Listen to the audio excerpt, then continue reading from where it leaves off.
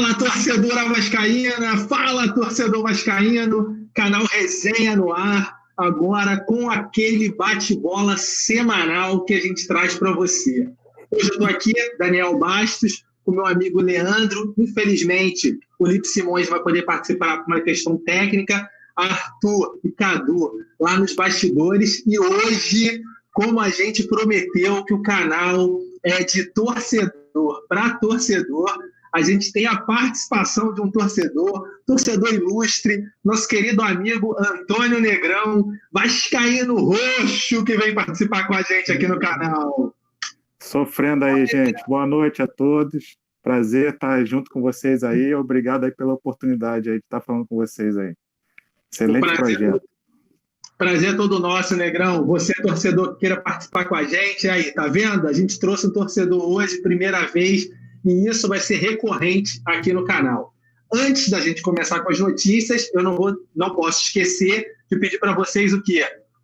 Se inscreve no canal, ativa o sininho para sempre receber as informações e as atualizações dos nossos vídeos. Se inscrevam nas redes sociais, Instagram, Twitter, Facebook, e acompanhe a gente que tem muita coisa bacana no canal.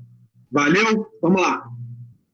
Hoje a gente vai falar sobre a análise do jogo, Vasco e Madureira, que o Vasco já foi eliminado e tal, mas a gente tem algumas análises para fazer, principalmente pela questão do Ramon, né? São 2 jogos de invencibilidade, o Ramon venceu os 2 jogos, infelizmente pela campanha muito ruim do Abel no começo, a gente não conseguiu se classificar, mas acho que tem umas coisas boas que a gente pode analisar e tirar, né, desses 2 jogos com relação ao Ramon. Vamos falar sobre o futuro da Vasco TV, afinal a MP ela abriu um leque de oportunidade para os clubes e o Vasco acabou transmitindo o seu jogo na Vasco TV, então a gente vai fazer uma resenha também sobre isso, falar sobre a questão do Campeonato Carioca, como é que vão tratar os pequenos, né, nessa relação, afinal os grandes têm uma TV para transmitir, agora como vão ficar os pequenos nessa situação.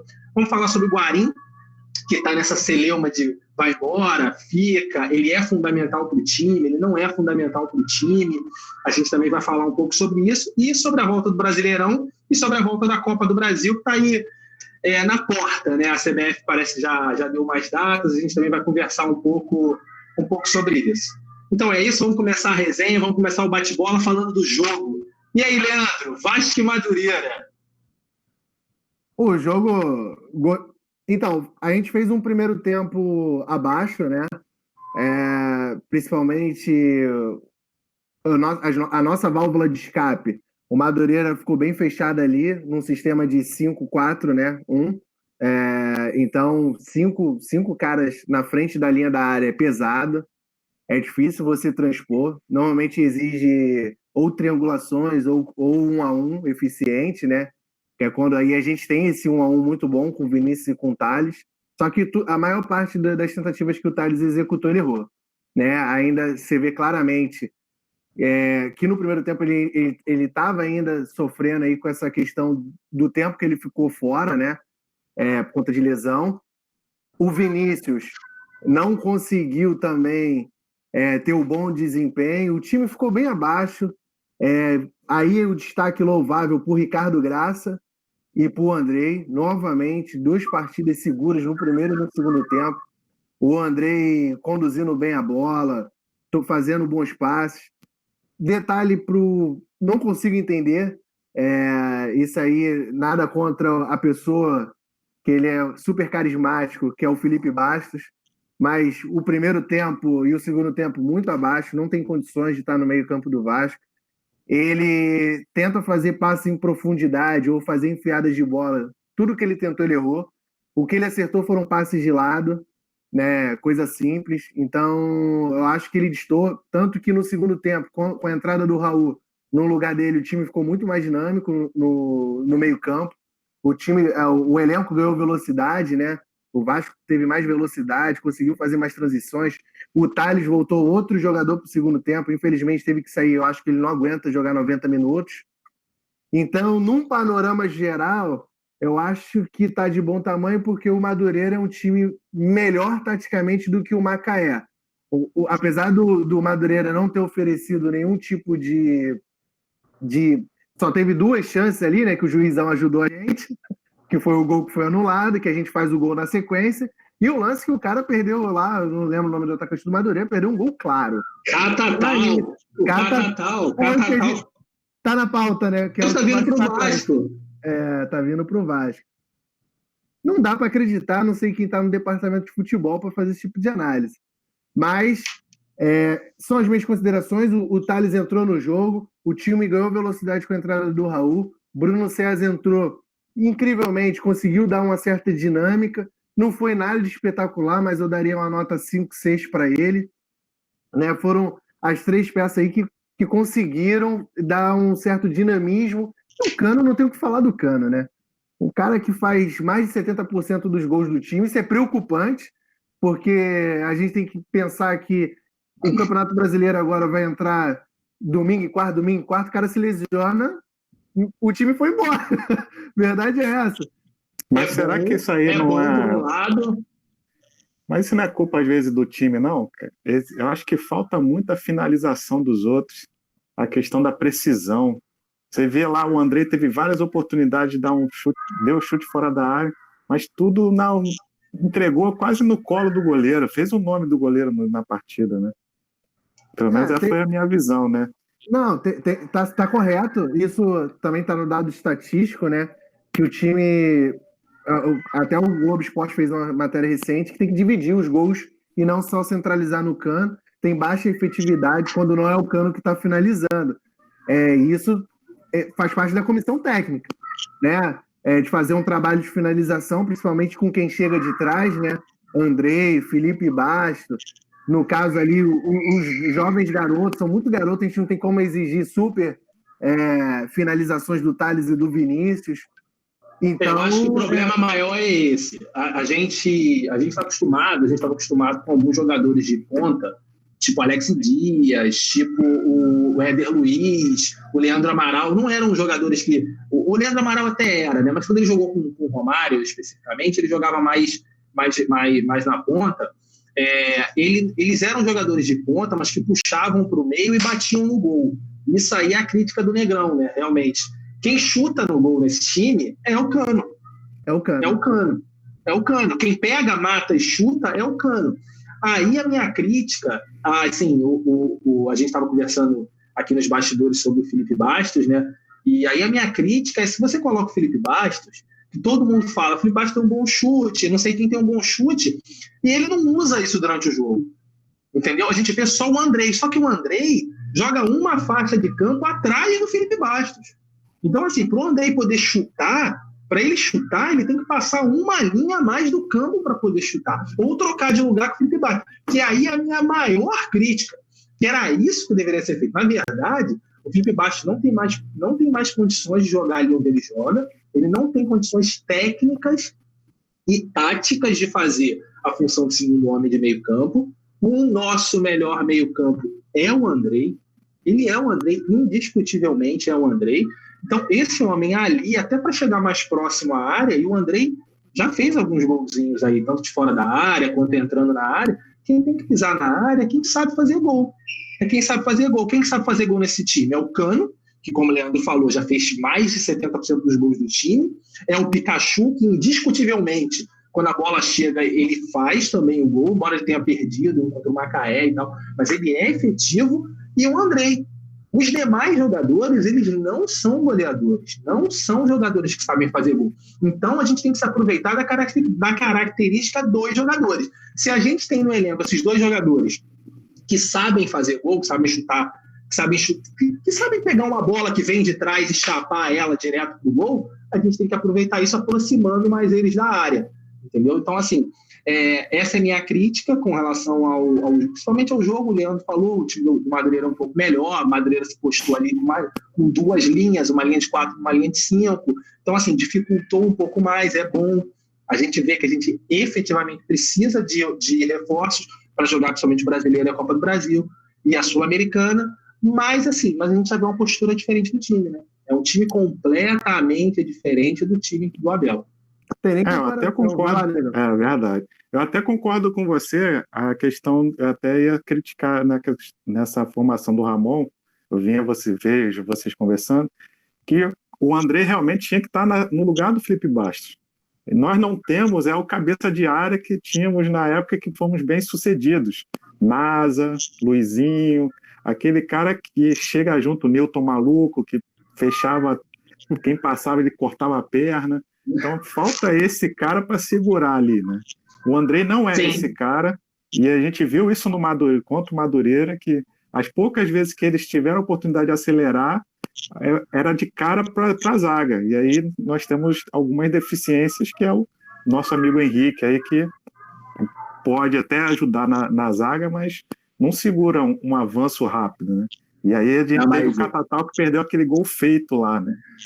Mas ele armou um contra-ataque, o Henrique armou um contra-ataque de bicicleta. A gente só não precisa falar que foi para o adversário, mas ele armou um contra-ataque de bicicleta. É uma coisa, entendeu? Assim. Exatamente. Então, a questão do Henrique é basicamente que ele está improvisado, a gente tem que esperar isso do Ramon, né? É um modelo que ele concebeu e eu gosto desse modelo que faz essa variação tática. Isso é o futebol moderno. A gente passou muito tempo com o Vasco, né, num 4-3-3 sem variação, era trocar 6 por meia dúzia. O time atual, o elenco, é assim. Até pior, porque quem está no banco não consegue responder à altura os titulares, na minha visão. Então, se você precisa tirar o Thales, não tem quem entre à altura do Thales. Hoje o Vinícius, né, ele é agudo.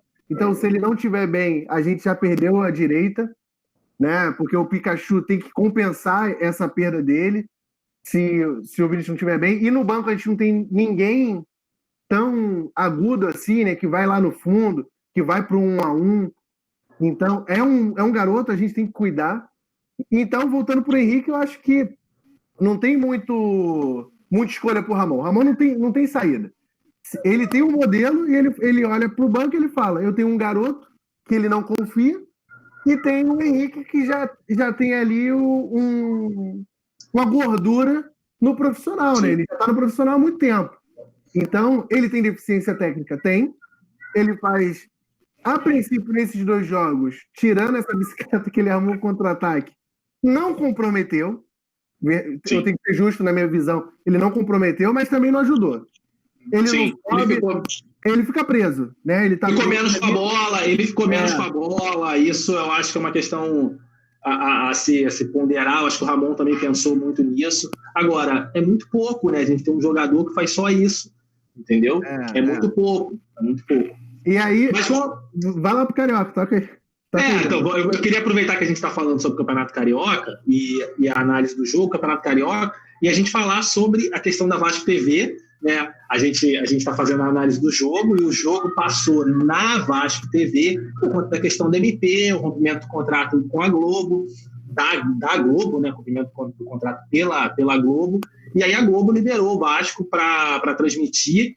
Assim, o Vasco teve mais ou menos umas 7 horas, entre 7 e 10 horas, para montar uma estrutura para passar o jogo. Eu acredito que todos aqui tenham visto o jogo, e assim, a transmissão, para o período que a gente teve para fazer, ela foi muito boa,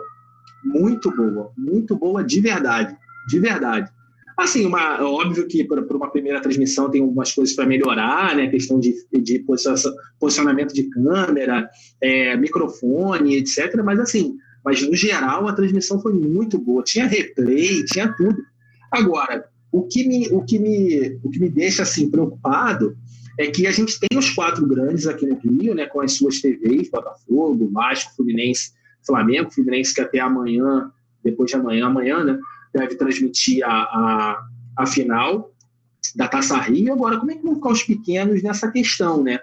Assim, é uma questão complicada, porque o pequeno vai vender o jogo, não vai vender, ou então vai ceder o direito para os grandes. E quando tiver 2 pequenos, será que a gente vai ter alguma procura para a compra desse jogo? Assim, porque a TV, ela pagava uma grana também para os pequenos, e a gente sabe que era essa grana que mantinha os pequenos durante o ano. Né? Então, assim, é uma questão bem complicada o que aconteceu com o rompimento do contrato. Aí eu queria ouvir vocês, o que vocês acharam da transmissão especificamente, né, também, para falar sobre isso, a gente bater uma bola aí com relação a essa questão do campeonato. Vai lá, Antônio. O que você achou aí da transmissão? Fica acanhado, não, aqui. Não, só que para participar mesmo. Microfone aberto. Eu achei também. O Daniel realmente falou tudo que tinha que falar sobre a transmissão. Eu ia falar exatamente a questão do replay. E quando eu assisti, vi o replay, eu falei, caraca, os caras estão profissionais mesmo. Né? Foi muito boa a transmissão. Né? Realmente tem algumas questões das câmeras, que ficaram alguns lances ficaram um pouco distantes. Eu achei que a câmera ficou um pouco distante, mas no geral foi muito bom para quem fez no improviso em cima da hora. O comentarista era um cara que é vascaíno, mas foi bem isento. Teve lá um lance do pênalti lá, ele foi honesto, falou, não, esse aí foi pênalti Mandrake aí, não foi pênalti não. Mas eu achei que realmente a transmissão foi muito boa. E eu achei que a iniciativa, né, e a campanha, né, isso foi, eu acho que, mais importante. Eu lembro do Leandro falando em todos os vídeos, aí nos dois vídeos que eu lembro dele, que ele falou assim, a torcida é o nosso maior patrimônio, e é isso que vai fazer o Vasco ir para frente. E foi isso que aconteceu. Eu vi lá, estou acompanhando, vi lá o pessoal depositando, ajudando, e deu um belo valor aí para o Vasco aí, num jogo que sem torcida, né? Imagina com torcida e mais a Vasco TV aí em cima. Né? A gente tem uma condição muito forte de recuperar esse financeiro aí. Só basta a seriedade lá do nosso presidente, né? Fora isso, eu vou dar uma visão um pouquinho diferente. Desculpa te cortar aí rapidinho, que você tocou num ponto que... Não, fica lá, fala. Que é as finanças. Vamos lá. Eu tenho um receio em relação à Vasco TV, tá? Nessa coisa do YouTube. O meu receio é o seguinte. Primeiro, muito se discutiu aí do rival cobrar ingresso para ver o jogo, tá? Então, vamos separar esse detalhe, mas o rival tá vendo recurso, tá vendo dinheiro, tá? Ele tá vendo como que ele faz para repor o dinheiro que ele perdeu do contrato de TV. Então, na minha visão, eu que tenho aí faço o quadro aí das finanças, entendo, por um lado, que você aumenta ainda mais a elitização dentro do futebol, né? O estádio hoje está ficando cada vez mais caro, principalmente nas arenas de Maracanã, etc. Mas também entendo que o rival tem que manter a folha lá dele. Eu não vou entrar aqui nessa crítica, tá? E nem se o Vasco deve acompanhar ou não. Mas eu vou ponderar o seguinte. A Globo paga pelo Campeonato Carioca, o campeonato dura mais ou menos 5 meses, 18 milhões a Vasco, Botafogo e Fluminense. 18 milhões. Se eu dividir isso pelos 5 meses, dá 3,6 milhões por mês. 3,6 milhões por mês de direito de transmissão. Ou seja, se a torcida encheu ou não encheu o estádio, aí é problema do clube. É transmissão. No caso, 3,6 milhões, se a gente considerar que tenha jogo quarta e domingo, que a gente sabe que não tem, né? Seriam 8 jogos, mas vamos botar aqui que tenha 5 jogos no campeonato. São 9. São 9 jogos. 5 quando você joga. Mas não num mês. Dentro de um mês. Não. São 9 jogos. Você tem no mínimo 9 jogos. No mínimo. E se você fizer 9, você ganha 18 milhões. É isso aí. Isso é importante. Porque o Vasco fez 9 jogos. E o Vasco ganhou 18 milhões. Então vamos lá. Supondo que seja 3 jogos por mês, tá? Isso daria 1,2 milhão por jogo de transmissão. A gente fez na Vasco TV um pouco mais de 200 mil, se eu não me engano, se eu não estiver errado. Então, sim. A gente tem que colocar na balança o seguinte. Não foi suficiente. Verdade é essa. Eu te entendo. Não foi suficiente. Foi uma maravilha a transmissão dentro das condições, mas financeiramente ainda não é suficiente. Fala aí, Antônio. Porque quando a gente pensa nessa questão da transmissão, não é uma simples transmissão. A Globo ela ganha, na verdade, em cima das propagandas. É isso aí, da publicidade. Então, acho que da publicidade. Então, é isso que talvez falte, né? A gente, com a nossa campanha que teve no final do ano, a gente viu que teve despertou uma atenção de empresas que queriam fazer a propaganda, né? Teve lá o nosso amigo lá da Havan, não vou falar o nome dele, que não gosto muito dele, mas teve nosso amigo lá da Havan e que viu a nossa força, né? Então, acho que existe essa possibilidade de capitalizar de outra forma, né? Existe a possibilidade de fazer propaganda usando a Vasco TV, não duvido disso. A questão é que o Vasco, em tese, sozinho, não consegue ter a mesma força econômica para impulsionar, fazer um contrato de patrocínio como a Globo faz com essas operadoras de telefonia, com o banco, enfim, com a série de patrocinadores que ela tem. Ela ganha muito dinheiro com esses patrocínios e ela consegue pagar bem, porque é bem pago. O campeonato é ruim, é feio. A gente comentou isso aqui. A gente comentou isso aqui no vídeo passado, que a Globo paga muito dinheiro pelo Campeonato Brasileiro. Muito. Paga muito bem pelo campeonato. Agora, há sim uma... A Globo, ela não rescindiu esse contrato à toa, entendeu? Ela sabe que o campeonato não é tão rentável assim para ela. Não é tão rentável de nada. Tanto, assim, óbvio que o patrocínio é importante, mas eu acho que já não dá mais o mesmo retorno que dava antes. Já não tem mais o mesmo atrativo, até de público, né, que tinha antes. Então, assim, a Globo viu uma saída, né, com a briga com o rival e assim, tem que deixar bem claro é que o contrato ele foi rescindido porque tanto o Ferge quanto o Boa Vista não conseguiram fazer com que o campeonato tivesse exclusividade da Globo. Na verdade, o que a Globo alega é justamente isso, entendeu? Que quem tinha a obrigação de manter a exclusividade era a Ferge e os clubes. Então, assim, é isso que a Globo alega. E aí agora tem uma liminar, a liminar manda a Globo passar os jogos, como ela passou o jogo do Botafogo. Mas, assim, é uma questão que, no geral, quem se deu mal mesmo foram os pequenos. Por quê? A gente está aqui comentando que o Vasco, falando sobre o Vasco especificamente, a gente tem como gerar receita na Vasco TV. Entendeu? A gente talvez não tenha como gerar receita em cima dos 18 milhões que a Globo nos pagava. É isso que eu quis colocar. É isso que eu tenho consciência. Isso aí, mas a gente consegue gerar receita. Talvez a gente não consiga os 18 milhões, mas a gente consiga gerar receita. Agora, e os pequenos?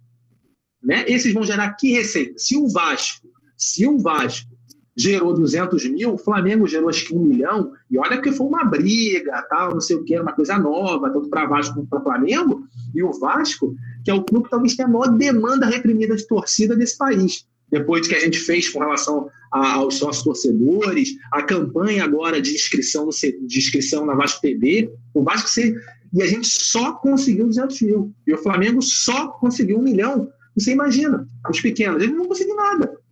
Entendeu? Então, esse dinheiro era fundamental até para que a gente tivesse um campeonato onde, por exemplo, Volta Redonda pudesse chegar à semifinal como chegou, entendeu? E agora a gente talvez não tenha mais isso. Então, essa sim é a crítica que a gente tem que fazer. Isso pode ser o fim dos times pequenos, né? Porque em São Paulo, em outros estados, né, os times pequenos são de prefeitura, né? A prefeitura bota dinheiro em cima dos times. No Rio de Janeiro, eu não sei se é a mesma coisa. Eu sei que teve um time, eu acho que no interior, que ainda a prefeitura dava uma ajuda, mas a maioria não ajuda. Né? Não ajuda, a maioria vive da prefeitura. A maioria vive da verba da TV, entendeu? O Macaé recebeu ajuda da prefeitura nos tempos que o royalty do petróleo estava explodindo lá em Macaé. A prefeitura não sabia onde gastar, renovou lá o estádio, deu apoio. Eles conseguiram trazer ali alguns nomes, aspas, refúgio, né, para disputar a campeonato, mas você não pode depender do poder público. O royalty do petróleo foi lá embaixo, a receita da prefeitura acabou. O Macaé hoje, a gente viu aí, quase não conseguiu botar time para a volta do retorno do Campeonato Carioca. Então, veja a dificuldade que os pequenos vão enfrentar. A gente tem que pensar, eu já discuti muito com o torcedor, vascaíno, inclusive, que defende, mas time pequeno, tem que acabar o Carioca mesmo, time pequeno e tal, mas a gente tem que ver também que o time pequeno também cumpre um lado social, gente. Muita gente trabalhando ali dentro do clube, no administrativo, tirando a molecada da periferia. Tem uma função social ali dentro, até de revelação. É claro que o último nome de expressão que a gente conseguiu trazer de revelação, na minha visão, foi o Dedé, né, que veio do Volta Redonda. Volta Redonda. Isso aí. Mas não deixa de ser um celeiro que pode ser experimentado. né? Eles têm carência de deficiência de centro de treinamento, de tudo. Então, assim, você acabar com o pequeno... A minha visão é o prenúncio do fim. Tá? Não tanto dos pequenos quanto do estadual. Do grande, Não, e dos grandes, né? Porque quando você tem um campeonato desse estadual tão fraco, você não tem nível para saber quando vai chegar no brasileiro. Você vê lá em São Paulo como os pequenos fazem frente ao grande e você vê que eles são obrigados a formar um time mais forte para poder segurar a onda, senão todo ano é pequeno na final. É o que aconteceu há 2, 3 anos atrás com o Botafogo, com o Vasco, campeão carioca, né? Chegava no Campeonato Brasileiro, você vê que o nível é muito acentuado.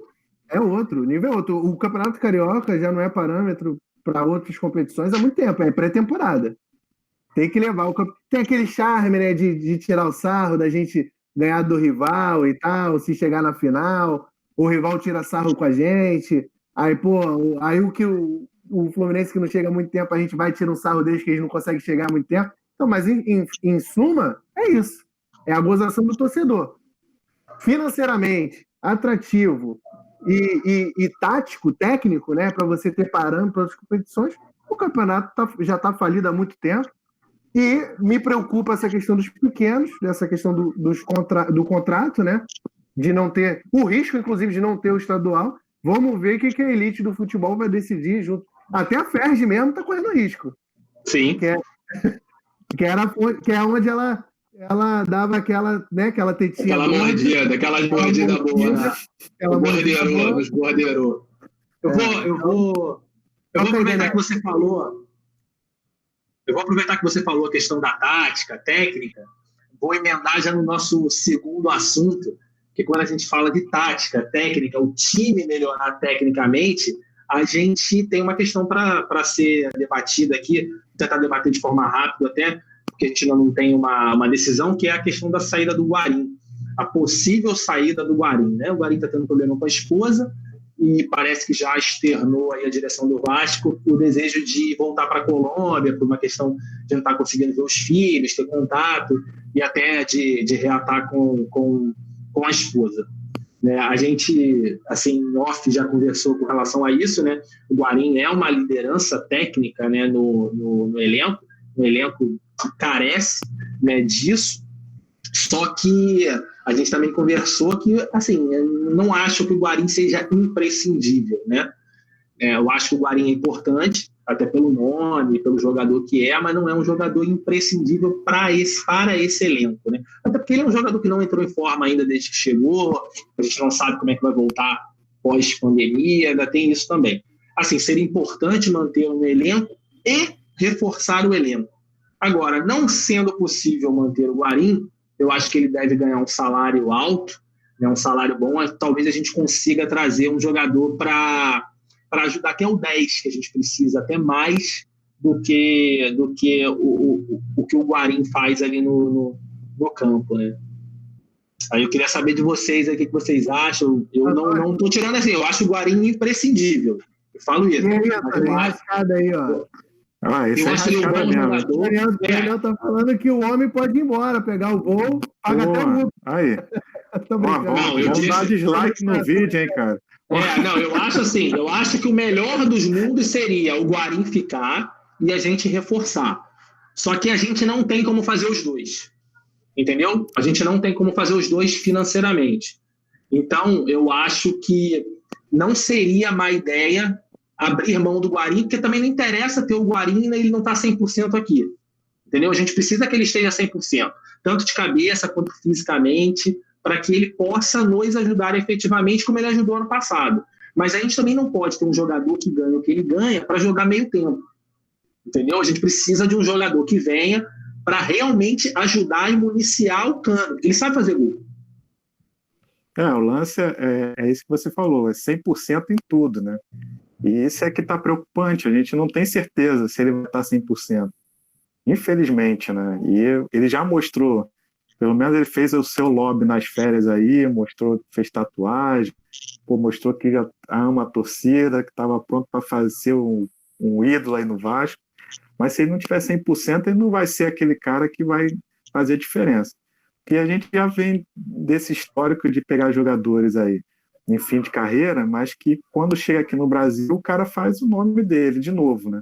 E teve aí até o gordinho Max Lopes, teve aquele campeonato brasileiro lá que ele, não digo que arrebentou, mas ele fez muito bem, né? A gente teve o Nenê, quando a gente trouxe o Nenê aí, arrebentou também. Então, acho que ele também tem a possibilidade de fazer isso, mas como esse problema está abalando muito ele, é preocupante a gente entrar para o Campeonato Brasileiro com ele e ele não jogar 100%. Né? E a gente perdeu a oportunidade de pegar outra pessoa agora, 100% focado e montar o time para o Campeonato Brasileiro. Isso. A gente sabe que um time meia boca no brasileiro, a gente vai sofrer 2 vezes, né? É isso, mano. Fala aí, Leandro. Eu sou suspeito, eu gosto do futebol do Guarim técnica e taticamente. Eu vejo ele como... Eu realmente concordo com o Daniel, ele não é imprescindível pelo aspecto físico. Se ele fosse fisicamente, fizesse a composição, fosse aquele jogador... Até pela idade também, a gente não pode exigir. Mas se ele fisicamente conseguisse fazer essa função do 8, né, que é o que ele faz, que ele se propõe a fazer, a vaga dele, na minha visão, apesar... Ele sempre foi o jogador no lugar do Felipe Baixo, mas no Vasco, por conta de carência, ele é o jogador que joga atrás do atacante, que é o 10. Mas o Guarim, se ele tivesse a condição de flutuar no campo, no vai e vem, a gente vê os passes dele. Você vê os passes que os jogadores do Vasco, o Felipe Baixo tenta dar em profundidade, ou virada de jogo, você vê o passe do Guarim, é outro passe. Cara, o jogo, me lembra o jogo contra o Flamengo, 4x4, que ele jogou livre, porque o Flamengo não marca também, né? O Flamengo não marca. Então ele jogou livre. Aquele jogo é o Guarim que você falou. É o Guarim que você falou. Porque ele não precisou marcar, porque o Vasco montou uma linha toda para poder marcar o Flamengo, deixou ele livre.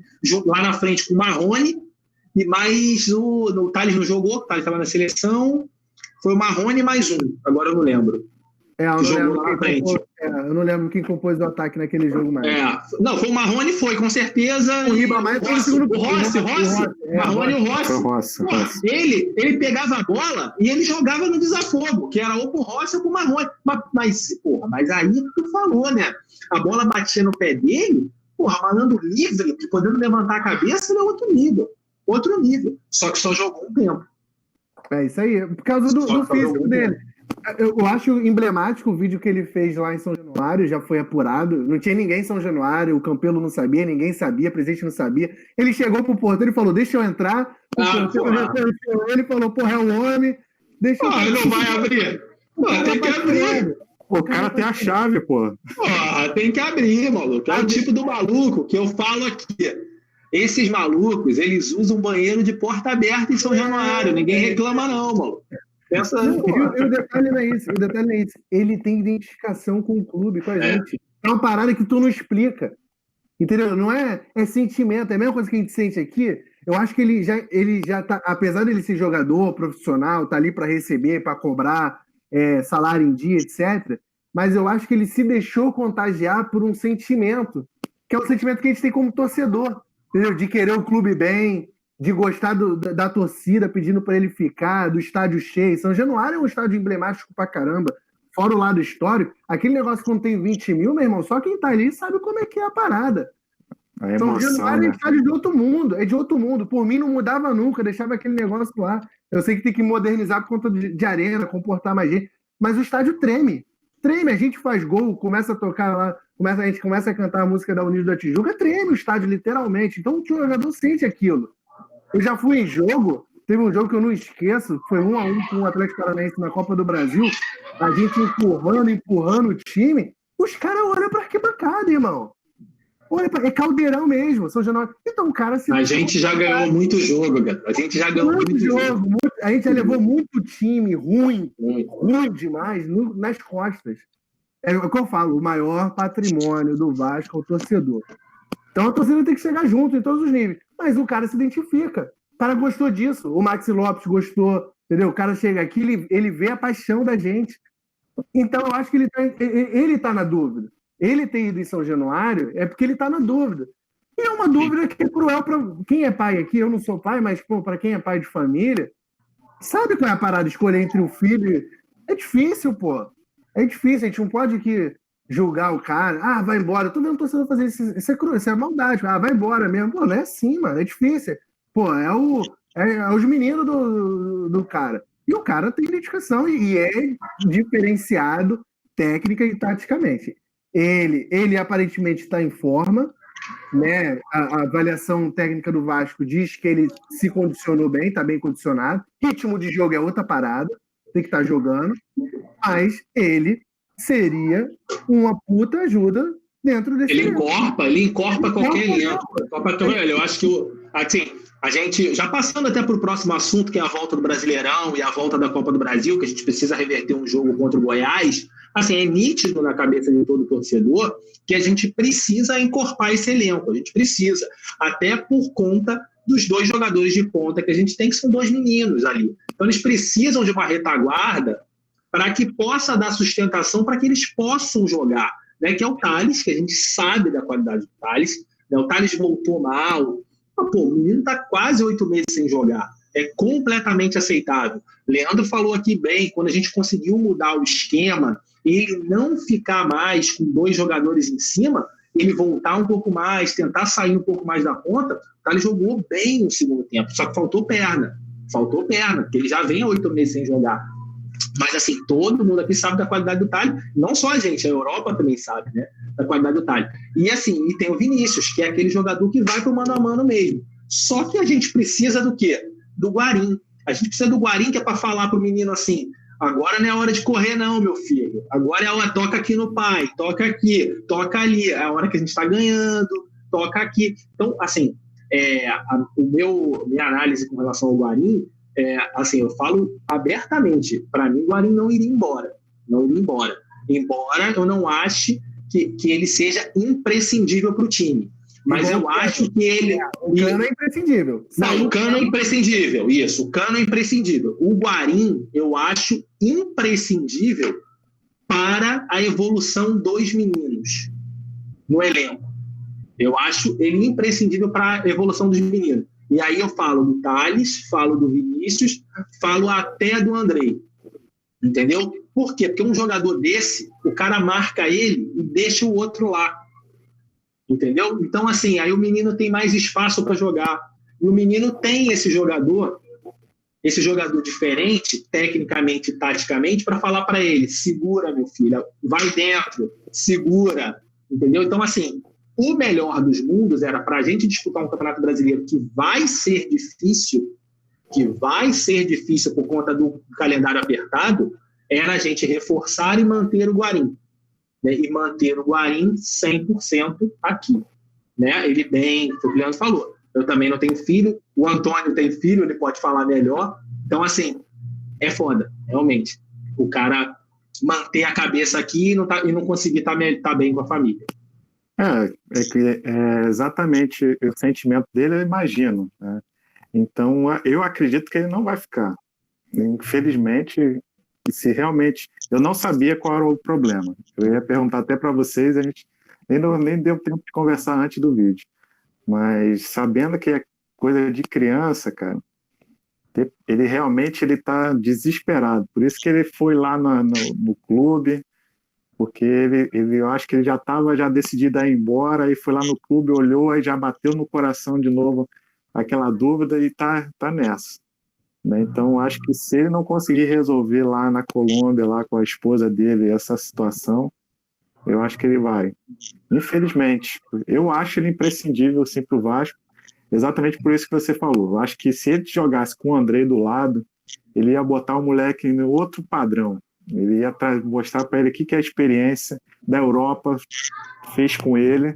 E o garoto, acho que ia jogar muito mais, porque eu fiquei surpreso. Né? Eu acho que o André foi muito sacrificado no ano passado, né? E agora com o Ramon está tendo uma nova oportunidade de ser a pedra preciosa que ele é. Né? E com o Guarim junto, botando, pô, chega aqui, ó, toca assim, espera a hora de segurar a bola, tal. O André vai ser mais talvez um 10, cara, porque ele tem a qualidade, ele chega batendo, né? Se der, limpou, ele bate. Não tem um chute forte, infelizmente, mas ele tem aquela qualidade do jogador do 8 pro 10 ali, entre os dois, né? O Andrei, mal comparando, muito mal comparando, até porque eu acho que está num nível acima, razoavelmente, do Andrei, é o Matheus Henrique do Grêmio. Mas se você der um ano do jeito que o Andrei está jogando, ele vai chegar no Matheus Henrique. Eu não tenho dúvida disso. Sim. Porque o Matheus Henrique hoje no Grêmio, ele faz justamente essa função. Ele joga ali na função do 8, só que basicamente ele hoje é quase um 10. Porque ele arma o jogo, ele joga a bola do lado, ele vira jogo, ele pede bola, ele vai para 1-1, ele faz o giro bem. Se ele tá apertado, ele consegue sair jogando. O Matheus Henrique, eu ainda não sei como é que ele não foi lá para fora. É o nosso Andrei. Você pode ver, o Andrei ele faz tudo isso. O Andrei pega, ele tá coçado, ele tenta sair driblando. Ele não tá perdendo bola, ele não tá botando... Ele faz o diferente. A gente até comentou no vídeo anterior aquele lance que ele deu a bola pro Pikachu, que o Pikachu isolou. Aquilo ali é lance de 10, é o que o Negrão falou. O nosso 10 hoje é o Andrei, ele não é 10, mas o nosso 10 hoje, pelas características do time, a gente acaba tendo que empurrar o Andrei pra frente. Entendeu? E aí eu concordo com ele. O Guarim era o cara que vai falar pro Andrei, pô, é aqui, posiciona, vai ajudar dentro de campo. E óbvio que o Ramon também já entendeu isso, né? Que o Andrei ele tem que ser titular nesse time. Só que... Vai lá, Antônio, vai lá. Não, eu acho que é só falta o Ramon ver. Infelizmente, eu acho que o Ramon tá numa sinuca de bico, né? Ele não tem a peça de botar o que eu falei antes, o cabeça de área, porque o Andrei tem que subir andar um pouquinho mais para frente, tá no lugar do Felipe Bastos ali, como a gente comentou no início, né? Se ele jogar ali, eu acho que ele ainda vai ser mais agressivo ainda. E aí mesmo vai caracterizar ele é o 10. Pega a camisa, dá para ele e fala, garoto, agora é você e vai com tudo. E aí, pra gente não alongar muito e voltar aqui, Campeonato Brasileiro e Copa do Brasil, pra gente encerrar também pro torcedor e não ficar muito... não ficar muito longo. Então vamos lá. Campeonato Brasileiro. É o elenco que a gente tem. Acho difícil. O Vasco saiu notícia aí de 2 jogadores aí muito questionáveis do Madureira, né? Igor Catatal, atacante, e Marcelo Alves, zagueiro. Mas a torcida tem que abraçar, gente. Verdade é essa. Não tem espaço em folha salarial. Se o Guarim sair, né? Se ele realmente voltar para a Colômbia, pode ser que haja espaço, mas acho que não seria prudente a diretoria se arriscar em fazer uma contratação que gerasse 400 mil de folha. Eu acho que não é o momento, apesar que eu acho que talvez o Campelo faça porque é ano de eleição, mas vendo a situação financeira do clube, eu acho que a torcida tem que abraçar. É um elenco que, se bem montado, a gente viu que não é dos piores, tá? Não é. Longe disso. O Ramon, eu acho que vai conseguir fazer um bom trabalho. Eu estava vendo o jogo aí da Taça Rio aí, do Fluminense com o Botafogo. Pelo amor de Deus, a gente não é pior que esses 2 elencos. Tá? Não é nem de longe. Não, quem ferrou a gente foi o Abel, cara. Quem ferrou a gente foi o Abel. Nem de longe. A gente tem razoavelmente uma espinha dorsal. O goleiro é nota 6, tá? 6. O Miguel ali não é ruim. Você foi honesto, foi muito bonzinho. A gente tem o Ricardo. O Andrei, eu acho que vai crescer pra caramba. Eu tô muito confiante nesse moleque. A gente tem 2 garotos aí que, voltando, estando fininho, vão brilhar. Esses moleques vão brilhar. E a gente tem um 9 que é o melhor do país. Tá? Isso aqui não é clubismo, não. Se você achar que é clubismo, pode desligar aí seu monitor, porque é o melhor 9 do país. Mas o maior argentino em atividade no futebol mundial. Estão questionando lá na Argentina, eu estava lendo uma reportagem, por que ele nunca foi convocado. Os números desse cara são surreais. A gente pegou uma joia rara que estava perdida no mercado. Calma aí. Fazer um parêntese aqui. Essa contratação foi feita pela torcida, tá? Que achou o cara. Já bem claro aqui, que foi a torcida que indicou o jogador para o Vasco. Eu fiz uma brincadeira no outro vídeo que eu coloquei lá, treinador de FM. Para quem não sabe, é Futebol Manager, que é o maior emulador de futebol do mercado, né? Global, jogadores jogam, etc. A torcida do Vasco é um olheiro como se fosse o Futebol Manager. É simples também. A torcida vai lá, entra no Transfer Market, não tem mistério nenhum, começa a consultar o scout do cara, tem um analítico, tem vários recursos que fazem análise do jogador, e o cara fala, como é que ninguém tá vendo isso? É questionável o departamento de futebol dos clubes, tá? É questionável. Como que a torcida realmente... não acha? Será que ele tem olheiro mesmo, cara? Que ele realmente deve estar cego, né? Essa deve estar cego, né? Ainda mais um clube que não tem dinheiro. O clube que não tem dinheiro, ele deve trabalhar muito melhor do que o clube que tem dinheiro. O clube que tem dinheiro é fácil. O clube que tem dinheiro, ele vai lá e contrata. Eu quero fulano. Ele não tem, você não pode errar. Você não pode errar. Você tem que chegar lá e é certo. O rival não traz desconhecido. O rival tá com dinheiro. Ele pegou os craques. Isso. Não tem tiro errado, não tem tiro errado. Entendeu? Pode não dar certo, porque o jogador pode vestir a camisa e não dá certo. Agora, não tem tiro errado. Agora, a gente não pode errar. A gente não pode errar, a gente não tem dinheiro. Eu acho que nós temos. Pode. Fala aí, Leandro. Eu acho que para o Campeonato Brasileiro, a torcida tem que abraçar, tem que chegar junto, e é o que a gente tem, tá, galera?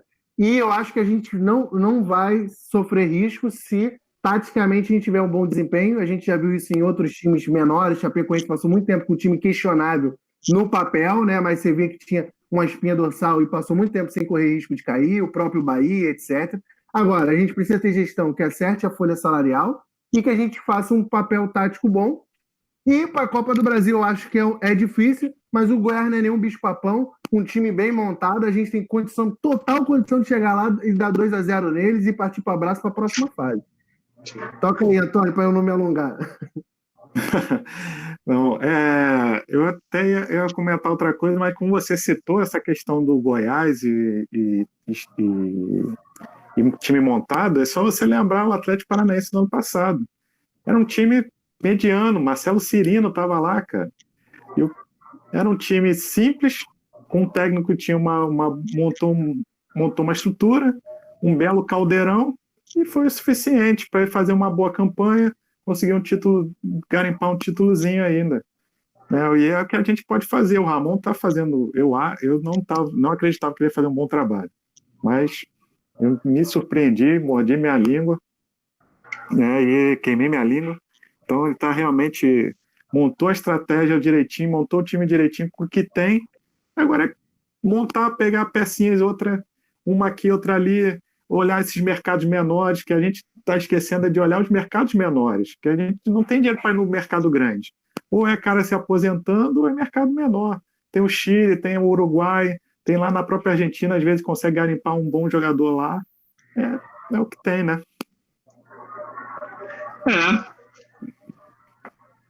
Daniel, e aí? Considerações finais? Vamos para considerações finais. O vídeo já ficou um pouco mais longo, mas hoje a gente teve a participação aqui do nosso torcedor amigo, então a gente tinha realmente que se alongar um pouco mais para poder ouvi-lo. Negrão, queria agradecer sua presença. Saiba que o senhor está convidado para participar novamente, até porque não tem isso não, de participou uma vez, não participar mais. Então, quando pintar o convite, se o senhor estiver disponível, venha participar com a gente. Foi muito bom. Muito bom, Leandro. Mais uma vez, bate-papo aí muito bom também. Vou abrir para vocês darem suas considerações finais e eu depois me despedir da galera que vai ver o vídeo. Fala, Antônio, pode tocar o barco aí, fica com receio não, suas considerações aí. Dá uma mão para a torcida. Eu só tenho a agradecer aí mais uma vez a oportunidade. Fiquem à vontade se quiser convidar, gostaram. Será um prazer para mim. Eu gostei muito do projeto de vocês. Realmente, eu vou ser sincero, não assisti a nenhum canal de YouTube do Vasco, né? Então, é o primeiro e único que eu estou assistindo. Então, boa sorte para vocês nessa caminhada. Torço por vocês, porque os vídeos estão muito bons. Falei com o Daniel isso, gostei muito da parte financeira, da parte da política. Isso, para nós torcedores que não estão lá muito próximos, isso é esclarecedor para caramba. Então, muito obrigado. E vamos lá, torcer para o Vasco aí, para a gente passar aí, ser a melhor TV aí do YouTube aí, do país, talvez do mundo aí. Valeu, um abraço a todos. Antônio, muito obrigado por você ter se disponibilizado, deixado aí de curtir um tempo com a sua família para falar de Vasco. É muito importante. Então, você, torcedor, todo vídeo eu vou fazer isso, tá? Vocês vão enjoar, mas é para enjoar mesmo. Não largue esse clube, é hora da virada, é hora da gente mudar o jogo, questão de gestão, de cobrança. Vamos fazer a Vasco TV o maior canal do YouTube, tá? Então, eu vou deixar aqui um alerta, tá, para o torcedor. A gente estava debatendo aqui em off. Eu não gostei da atitude, nenhum de nós aqui do canal a gente gostou. A galera fazendo transmissão, competindo com a Vasco TV, tá? Então, vamos deixar aqui o sinal para a galera ter essa consciência. Like é maneiro. Eu sei que tem galera que está tentando fazer stream, tem uma galera aí querendo ajudar, mas a ajuda que vocês vão dar é direcionando o seu público para Vasco TV. Então, e você, torcedor? Se você vê, você dá um toque lá na rapaziada, diz que não tá legal, que você tá indo lá assistindo a Vasco TV. Se você puder, lá no YouTube, né? Se tiver transmissão no YouTube, deixa lá sua colaboração, R$2, R$1, R$10, 50, ajude o clube, né? É um momento difícil. O início do ano vai ser mais difícil ainda, desafiador, porque a gente não vai ter o falar do contrato de TV do Campeonato Carioca. Então é hora de você, morder isso aqui com vontade, com raiva, porque Vasco é para quem acredita. Então, se você acredita, tá? Abraça esse clube, porque independentemente do CPF que tá lá, ele precisa de você. Abraço, saudações vascaínas.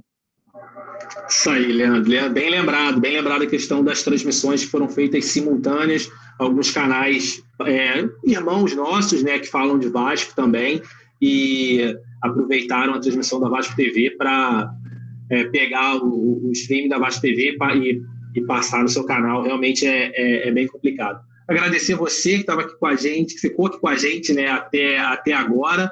Lembrando que a gente vai ter muito vídeo bacana aqui no canal. A gente também já iniciou os contatos para tentar iniciar as entrevistas com os candidatos e pré-candidatos a presidente do clube. A gente também já iniciou os contatos para tentar falar com uma galera aí que entende bastante de Vasco. Então, assim, durante esse mês, aí, seguindo esse mês, a gente deve ter bastante vídeo bacana, além do nosso vídeo semanal aqui da resenha. Então, mais uma vez, obrigado. Fiquem com Deus. Saudações vascaínas.